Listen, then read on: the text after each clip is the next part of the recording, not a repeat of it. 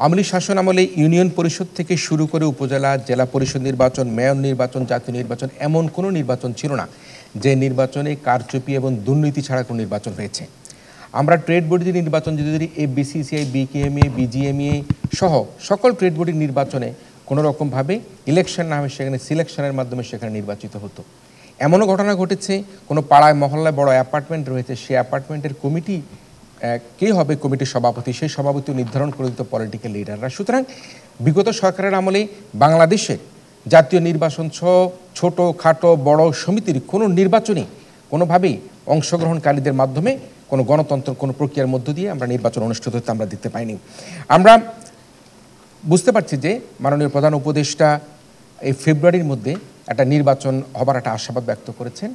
যদি সে আশাবার মধ্যে দিয়ে নির্বাচন অনুষ্ঠিত না হয় তাহলে কিন্তু আমাদের ফ্যাসিস্টদের যে কথা বলা হয় ফ্যাসিস্টটা ফিরে আসার একটা শঙ্কা রয়েই যাচ্ছে। সে কারণে মাননীয় প্রধান উপদেষ্টা ফেব্রুয়ারির মধ্যে যে নির্বাচন দেওয়ার কথা ঘোষণা করেছেন বা আশ্বাস দিয়েছেন, সেই নির্দিষ্ট সময়ের মধ্যে যদি কাঙ্ক্ষিত সময়ের মধ্যে নির্বাচন হয় তাহলে আমরা মনে করি বাংলাদেশে ফ্যাসিবাদে যে ফিরে আসবার কথা আমরা বারবার বলছি, সেই ফিরে আসাটাকে আমরা হয়তো রদ করতে পারবো। আমি তরুণ শিক্ষার্থীদের কথা বলি, 1973 সনে তখন কিন্তু বয়স কিন্তু আমারও কম, আমার জন্ম স্বাধীনতার পরবর্তী সময়ে 1973 সনে যখন শেখ মুজিবুর রহমান প্রথম যে নির্বাচন করে জাতীয় নির্বাচনের মধ্যে 300 আসনের নির্বাচনে 293টি আসনই তারা নিয়ে নেয়, 60টি আসন বিরোধী দলকে দেয়। কিন্তু সবচেয়ে বড় গুরুত্বপূর্ণ যে অপরাধটি তিনি করেছেন, একজন প্রার্থীকে সে নির্বাচনে বিজয় লাভ করানোর জন্য তিনি কুমিল্লা থেকে সেই ব্যালট বাক্সটি হেলিকপ্টারে করে ছিনতাই করে ঢাকায় নিয়ে এসে সেই ফলাফল ঘোষণা করে তার পছন্দের প্রার্থীকে সেখানে তিনি নির্বাচিত ঘোষণা করেন। এবং এই যে 1973 সালের নির্বাচন থেকে শুরু করে পরবর্তী সকল নির্বাচন যতগুলি আওয়ামী লীগের অধীনে নির্বাচন অনুষ্ঠিত হয়েছে, প্রত্যেকটি নির্বাচনে ছিল কলঙ্কের নির্বাচন, প্রত্যেকটি নির্বাচনে ছিল আমার এবং তোমার নির্বাচন, আমি এবং মামুদের নির্বাচন। সে কারণে আমি বলি আওয়ামী লীগ তাদের যে 75 থেকে সে 75 তারা শিক্ষা গ্রহণ করেনি, অতীত থেকে তারা শিক্ষা গ্রহণ করেনি। তাই গত 15 বছরে আমরা যে নির্বাচনগুলো দেখেছি প্রত্যেকটি নির্বাচনকে দেখেছি আমরা প্রহসনের নির্বাচন হিসেবে আমরা বলতে পারি। কালার এক্সপার্ট, জর্জ স্যাপ এবং মাইল্ড অন হ্যান্ডস টেকনোলজি সমৃদ্ধ অরিক্স ক্রিস্টাল ওয়াশ আপনার লন্ড্রি এক্সপার্ট। আমরা শেখ হাসিনা পালিয়ে যাবার পর, আওয়ামী লীগ সরকার পতনের পর আমরা আওয়ামী লীগের কোনো নেতা নেত্রীকে কিন্তু দেশে পাচ্ছি না। তারা ম্যাক্সিমামই তারা বিদেশে পাড়ি জমিয়েছে, ভারত দিয়ে অন্য দেশে চলে গিয়েছে।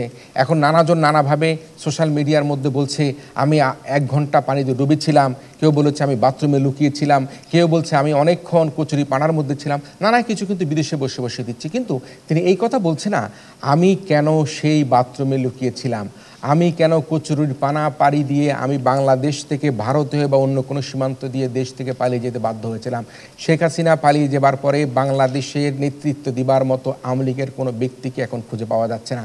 সুতরাং ভোট তো দূরের কথা, অংশগ্রহণ করা, আওয়ামী লীগের নেতৃত্ব দিবার মতো যদি কাউকে খুঁজে পাওয়া না যায় তাহলে আগামী জাতীয় নির্বাচনে আওয়ামী লীগ ভোট করতে পারবে কি না। তাছাড়াও এই জুলাই বিপ্লবের যে শহীদ হয়েছে, শহীদদের বিচার কার্যক্রম যেভাবে শুরু হয়েছে, সেই বিচারে যদি শেখ হাসিনা সহ তার পতিত নেতা নেত্রীদের যদি সেখানে শাস্তি হয়ে যায় তাহলে কিন্তু আওয়ামী লীগ সরকার বা বিগত আওয়ামী লীগ তাদের নির্বাচন করবার সে যোগ্যতা তারা হারাবে। সুতরাং আওয়ামী লীগের নির্বাচন করবার যে দুঃস্বপ্ন, সে দুঃস্বপ্নটা আমি জানি না কতখানি তারা বাস্তবায়ন করতে পারবে, সেটি কিন্তু আমরা এখনও পর্যন্ত নিশ্চিত করে বলতে পারছি না। আমরা দেখেছি বিগত সরকারের আমলে, ফ্যাসিস্ট আওয়ামী লীগ সরকার সাবেক প্রধানমন্ত্রী বেগম খালেদা জিয়াকে তাকে অন্যায়ভাবে নানা রকম মামলায় তাকে আটকে রেখে জেলে পুরে রেখেছিল, 6 বছরভাবে তাকে কারাবাস দিয়েছিল। বেগম খালেদা জিয়ার সমস্ত মামলাগুলো আইনগতভাবে নিষ্পত্তি হয়েছে। তিনি এখন একজন সাধারণ নাগরিকের মতো বাংলাদেশের একজন নেতা।